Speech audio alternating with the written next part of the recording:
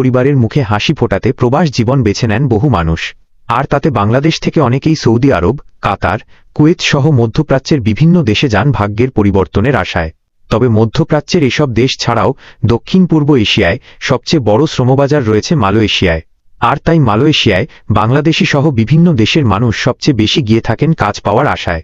তবে এবার বাংলাদেশি সহ সব বিদেশি কর্মীদের জন্য এক বড় দুঃসংবাদ দিয়েছে দেশটি। মালয়েশিয়া সরকার এবার থেকে বিদেশি কর্মীদের ওপর নির্ভরতা কমিয়ে তাদের স্থানীয় কর্মীদের কর্মসংস্থান বাড়ানোর লক্ষ্যে এক কঠোর নীতি ঘোষণা করেছে।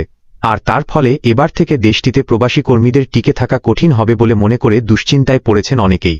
নতুন সেই নিয়মে বিদেশি কর্মীদের কাজের অনুমতির জন্য বেতনসীমা এমনভাবে বাড়ানো হয়েছে যা অনেক কোম্পানির পক্ষেই দেয়া কঠিন হবে, যার ফলে নিয়োগকর্তারা বিদেশি কর্মীদের পরিবর্তে স্থানীয়দেরই নিয়োগ দিতে বাধ্য হবেন।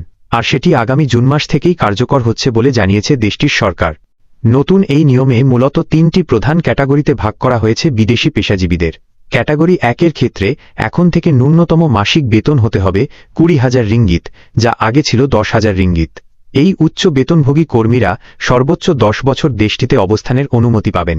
ক্যাটাগরি 2-এর ক্ষেত্রে বেতনসীমা নির্ধারণ করা হয়েছে 10,000 থেকে 19,999 রিঙ্গিত পর্যন্ত। এই স্তরের কর্মীদের জন্য ভিসা সর্বোচ্চ মেয়াদ রাখা হয়েছে 5 বছর।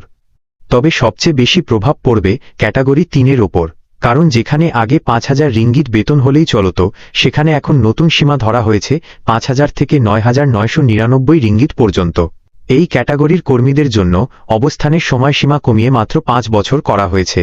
নির্দিষ্ট এই সময় পার হওয়ার পর তাদের সরিয়ে দিয়ে নিয়োগকর্তাদের বাধ্যতামূলকভাবে স্থানীয় কর্মীদের নিয়োগ দেওয়ার পরিকল্পনা থাকতে হবে। মালয়েশিয়ায় নিযুক্ত বাংলাদেশ হাই কমিশন ও অভিবাসন বিশেষজ্ঞদের মতে এই সিদ্ধান্তের ফলে সাধারণ কর্মীদের পাশাপাশি বাংলাদেশি পেশাজীবীরাও বড় ধরনের সংকটে পড়বেন।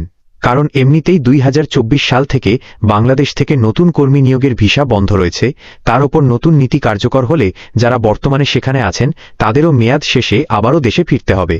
আর বিপুল সংখ্যক কর্মী কাজ হারিয়ে দেশে ফিরলে বাংলাদেশের বৈদেশিক মুদ্রা রিজার্ভে বড় ধরনের নেতিবাচক প্রভাব পড়ার আশঙ্কা রয়েছে। এই পরিস্থিতিতে মালয়েশিয়ার শ্রমবাজার সংকুচিত হয়ে আসায় বাংলাদেশ সরকারকে এখনই বিকল্প শ্রমবাজার খোঁজার জন্য কৌশলগত পদক্ষেপ নেয়ার পরামর্শ দিয়েছেন বিশেষজ্ঞরা।